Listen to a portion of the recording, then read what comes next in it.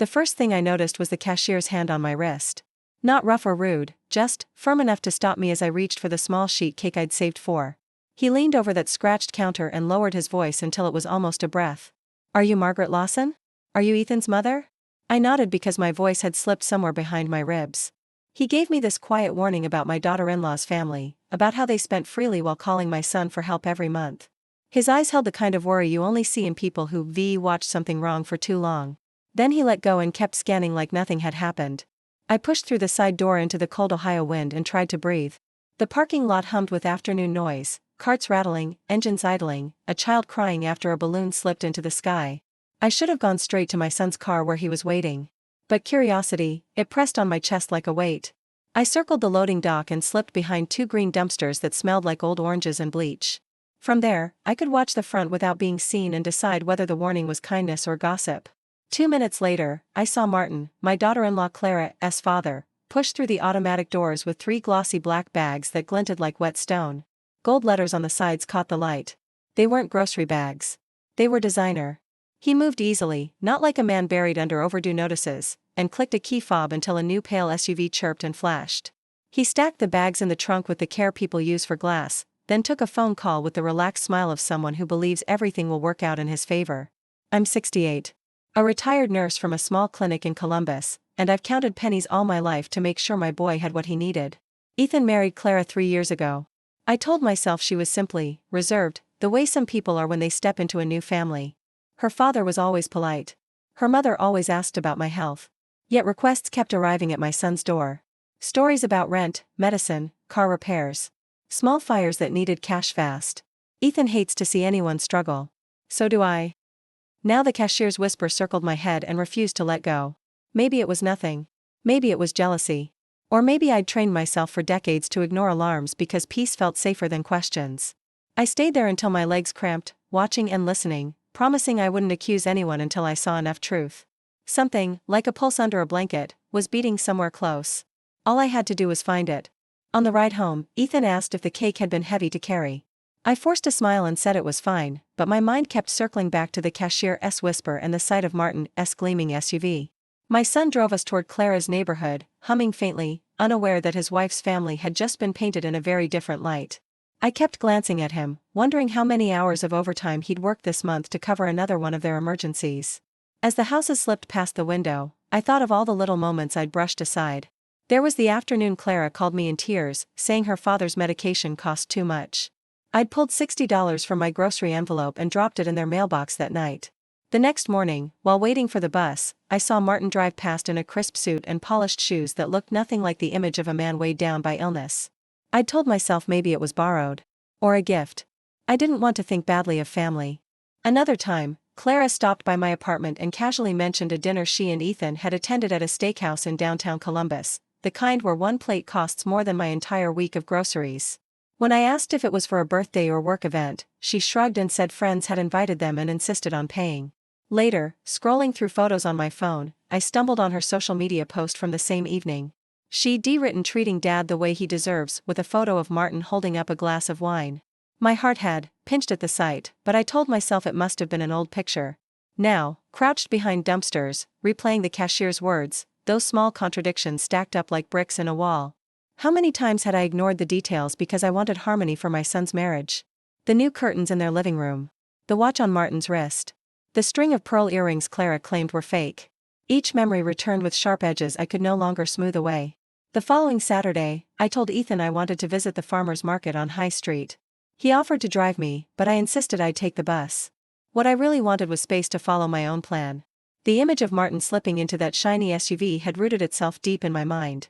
I needed more than one glimpse, more than one whispered warning. I needed to see for myself the rhythm of his life when he thought no one was watching.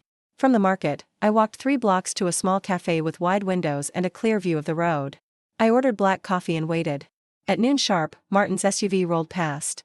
He didn't turn toward the hardware store he claimed to be working at part-time. Instead, he pulled into the lot of the Dublin Country Club, a place so exclusive I'd only ever seen it in magazine articles at the dentist's office. The guard at the gate waved him through without hesitation.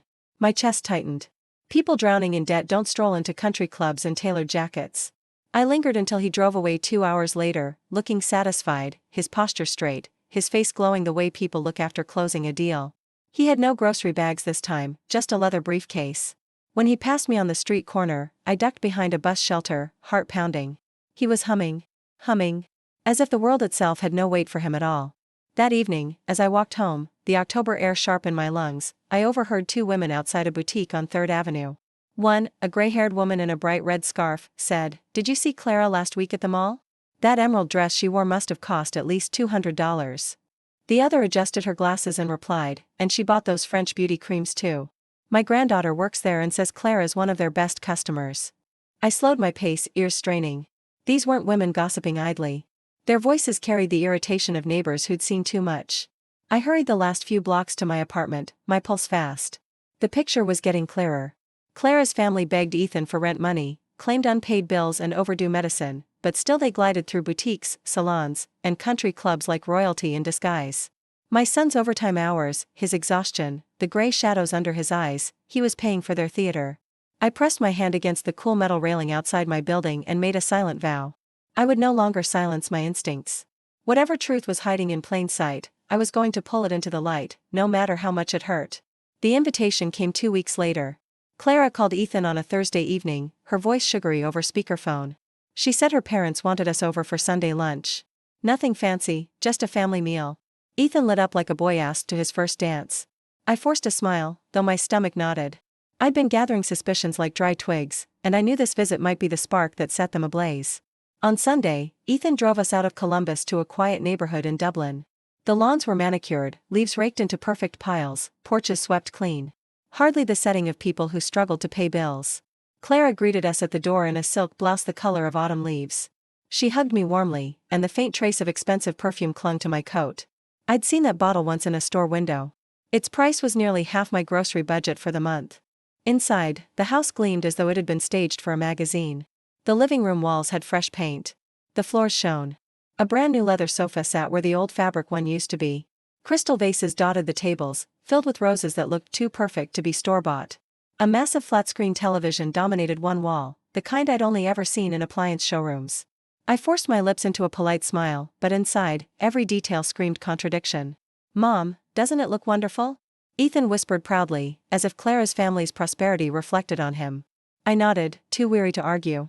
At the dining table, Martin poured us wine from a dark bottle with a gold-foiled label. I recognized it instantly. Just last week, I'd seen the same bottle at a specialty store. $60, at least. "A gift from a friend," Martin said when I asked. His smile was smooth, practiced. Clara's mother, Diane, carried in platters of roasted lamb, saffron rice, and imported cheeses, all arranged like a feast from another world. "We found some incredible discounts," she explained when I raised an eyebrow. Discounts. Again. Always discounts. As the meal stretched on, I kept my hands folded in my lap, studying every detail. Clara's earrings caught the light, pearls, not fake like she'd once claimed. Her nails were manicured in a style that cost more than my weekly prescriptions. The conversation danced lightly around Ethan's job, his long hours, and the little apartment he and Clara shared. Each time he mentioned working overtime, Clara's eyes flickered and her parents exchanged a glance so quick most would have missed it. But I always saw. Halfway through dessert, a neighbor dropped by with a bottle of champagne. He greeted Martin with the respect one shows to someone of influence, not desperation. My fork froze midway to my mouth. This was no struggling family barely keeping the lights on. This was a family living well, living off the sweat of my son's back. When we left that afternoon, Ethan clasped my hand, beaming. "See, Mom? They're doing their best. Aren't they wonderful?" I squeezed his fingers and forced a smile. But my chest ached. He couldn't see the truth yet, but I could. And I knew the day was coming when his illusions would shatter. 3 nights after that Sunday lunch, I sat at my kitchen table counting out coins for my prescriptions when my phone buzzed. The number was unfamiliar. I hesitated, then opened the message. It was a photo of a grocery receipt dated just 2 days earlier. The total read $572.86. The list included imported seafood, French cheeses, and 2 bottles of champagne at $90 each. At the bottom, the name printed clearly, Martin Hale. Beneath the image, the sender had typed, "Mrs. Lawson, I thought you should see this." My throat went dry. I recognized the number, it belonged to the cashier who'd warned me. I stared at the glowing screen, my heart thudding. This was no rumor. This was proof. Black and white. Undeniable. The same Martin who smiled at me over roasted lamb and stories of hardship was buying champagne like water. The next day, another message came. A receipt for nearly $600, dated the same week Clara had called Ethan sobbing about overdue rent. My stomach clenched. Each line item felt like a betrayal. Caviar, truffles, imported wine. I pressed the phone against my chest and closed my eyes. My son had worked double shifts that week. He'd skipped dinners with friends, had come home with circles under his eyes, while Clara's family filled their cabinets with luxury. As if fate wanted to seal the truth, that evening my landline rang. The voice on the other end was a woman I barely knew, Mrs. Delaney, who lived down the block from Clara's parents. She said she'd gotten my number from a mutual acquaintance. Her voice shook with anger. "Mrs. Lawson, you deserve to know. Last weekend, they threw a birthday party for Martin. Catered. Hundreds of guests. They had professional chefs, imported wines, even an ice sculpture. People were whispering it must have cost thousands. Yet your son told my daughter they were struggling with hospital bills." I listened, hardly able to breathe. Each word landed like a hammer on glass. The illusion I'd tried to keep for Ethan shattered piece by piece. They weren't merely stretching the truth. They'd built an entire theater of lies, scripted down to the last excuse. That night, Ethan stopped by after work. He looked exhausted, shoulders heavy from the long hours. He told me Clara had mentioned another emergency, this time car repairs for her father. He sighed, saying he might need to dip into his savings. I reached across the table and held his hand. I wanted to blurt it all out, to show him the receipts glowing on my phone, but I stopped. His eyes were kind but tired. Not ready for war. I knew then what had to happen. I needed more. Enough that even Ethan, blinded by love and loyalty, couldn't deny it. Proof so heavy that lies would collapse beneath its weight. The following Wednesday, Ethan arrived at my apartment after work. He looked worn, his tie crooked, his face pale from long hours. He sank into the chair across from me and rubbed his temples. "Clara just called," he muttered. "Her dad needs another procedure. Insurance won't cover it. They need $2,000 by Friday." I felt the air leave my chest. The words were nearly identical to what Clara had used the last time. My hands trembled as I reached for my phone. "Ethan," I said softly. "I need to show you something." He looked up, puzzled. I opened the photos the cashier had sent me. One by one, I placed the screen before him. The receipts glowed in the dim light of my kitchen. $400. $600. Champagne, caviar, designer groceries. Each dated the same days his wife had claimed her family was desperate. At first, he frowned. "Mom, these could be anyone's." "Look closer," I whispered. His eyes slid to the name printed at the bottom, Martin Hale.